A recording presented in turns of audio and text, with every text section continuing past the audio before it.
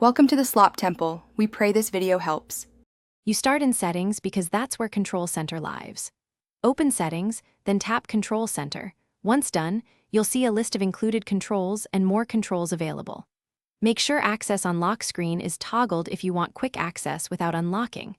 You can also enable access within apps so the panel works while you use other apps. Now that prerequisites are set, scroll to the next list labeled More Controls to add items. You add a control by tapping the green plus next to any item in More Controls.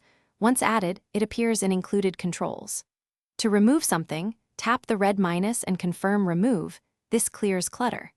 To prioritize, press and hold the three-line icon and drag a control up or down. Make sure the most used items sit near the top for fast reach. If you're customizing for one-handed use, place the most important controls in the upper area. You finish by testing. Swipe down from the top right to confirm the new layout and try each control to ensure it responds. If a control doesn't appear or is unresponsive, first toggle its access on lock screen setting off and on, then restart your iPhone. This often resolves sync glitches. If problems persist, remove and re-add the control or reboot again. Finally, make small adjustments for comfort. You'll learn what placement works best with a little practice. Thanks for watching. Consider subscribing if we helped you.